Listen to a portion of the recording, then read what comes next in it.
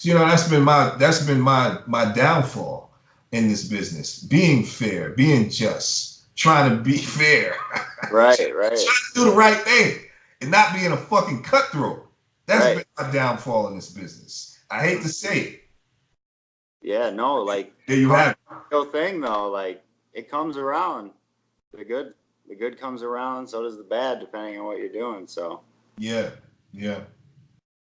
then, for like a management contract, what is like a basic thing to see from there? Like just 20% on gross, or is it 20% on net?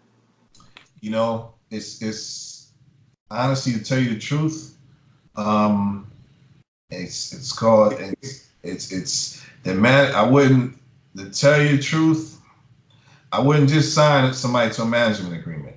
No, Nah, it's not. It's not. It's the worst thing you could do for yourself, to yourself. because I'd be the one putting up like all the money. I have all the connections and stuff like that. He's pretty self sufficient. Like he's like he's really good at mixing, really good at making beats. Like he's a pretty good songwriter and stuff. So he handles a lot of that stuff. But the other side of things, he really doesn't have any kind of anything going. See, Not what you want to do is you want to do co-publishing administration deals. You want to be his publisher. You want to be his partner with the publishing. The publishing deals with the management of the music instead of the management of the artist. Now, okay.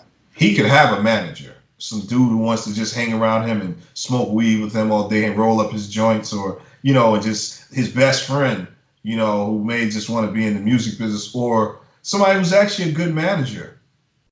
But you really want to play the role as a publisher, and that's really where you're going to make that residual income over the long period of time. You want, if you're a part of publishing some music and the music takes off and the music is a hit song, you don't want to just get 20% for that year the music was hot. You have a piece of that creation of the music. You help put the producers together. You may even set a line or two on the song, and you told the artist maybe you should sing it like this, or maybe y'all should add this drum. All of that, that's a publisher. You're doing Okay. more than a manager. Like I made a video about this last night, but I don't want to put it out because I call myself sound like an asshole, because I was just talking bad about just people were called. I call people come to me, they think I'm a manager, but it's like I'm a publisher. You know what I mean? Right. A manager's expendable. Like you could just, I'm firing my manager. You know what I mean? Right. Like a good publisher is like priceless. A good record label is priceless, and that's where you want to position yourself. You want to position yourself in copyright, publishing, and ownership of master copyright ownership. Everything else is for the birds. Because like I said, you work on a music project, an album that sells 10 million, and you get no residual income for that. And like I said, that you could be so directly responsible for the success of something, but when that artist wants to act shitty, or somebody else gets in their ear, some other manager comes, it's called torturous interference. It happens all the time. Other management companies, they come and they start whispering, "Oh, I can make you more money than him. He doesn't have, whatever happens."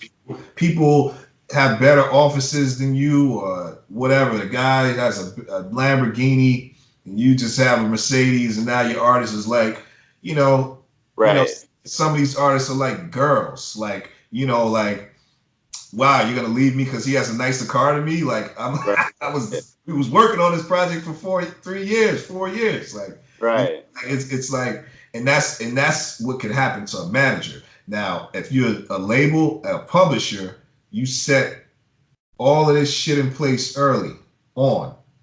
I'm your publisher. I own publishing. I own some copyright, or I get 5% of the catalog. You work out deals to where you get that residual income, and that's what a manager. If you just have a management agreement, it's just a boilerplate management agreement, and you don't have copyright and publishing in there, and it's really honestly what it's called. They call it. I don't want to say it. I don't want to say what it's called because 360. Everybody thinks it's oh shit, the 360 deal. It's the 360 deal. It's the 360. And the 360 means I want to get paid too. I want to fucking paid too.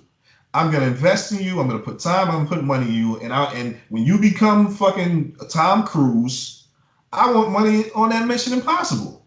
Not just that album we made in our basement. I want to get paid for fucking Mission Impossible too. Why not? I was fucking sleeping on the couch eating fucking tuna sandwiches with you too. You know what I mean? Like, why should I get a piece of Mission Impossible? And they make this, the record labels, the 360. Man, that's bullshit, man. You gotta make sure you don't get fucked in this business, or you'll get fucked. And that's all there is to it. If they don't want to sign an agreement, then you go work with somebody else that understands.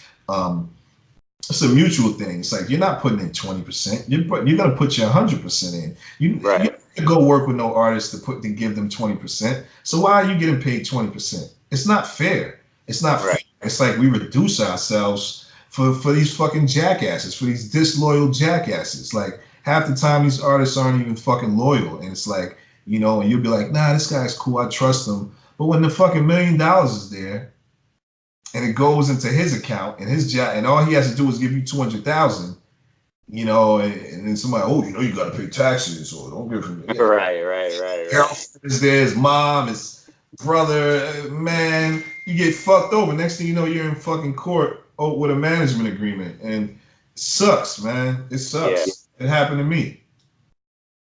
You know, I'm still going through a lawsuit right now. I can't even talk about it too much. Right. No, right now. Litigation is fucking a pain in the ass for sure. Yeah. To completely answer your question, yeah, you want to put some publishing and copyright in that management agreement. And you call it a management agreement, but you put publishing and copyright in there somewhere. Say, and I would do it indefinitely. Like I would do it with perpetuity. You know what I'm saying? Like, fuck this 3-year. Like, we make this hit together, I'm in on this forever. You know?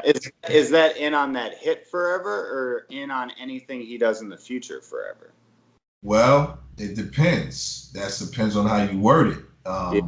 You know, you could say music is one thing, you know, and you could say anything, the auxiliary rights, that could be something different. That could be for a time period, 3 years, 5 years, or 3 years with a 2-year extension, you know, but you have to make sure your contract it's on you.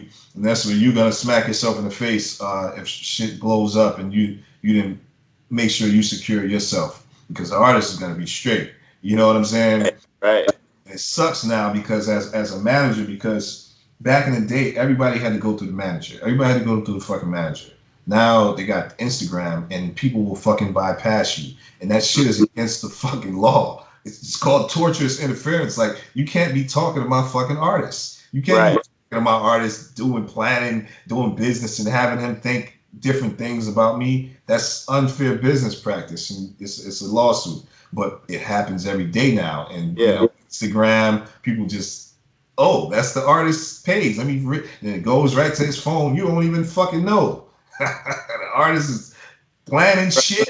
You don't know what the fuck is going on. You're supposed to be the fucking manager. Fucking Instagram. They cut out the middleman. You know? It's fucked up.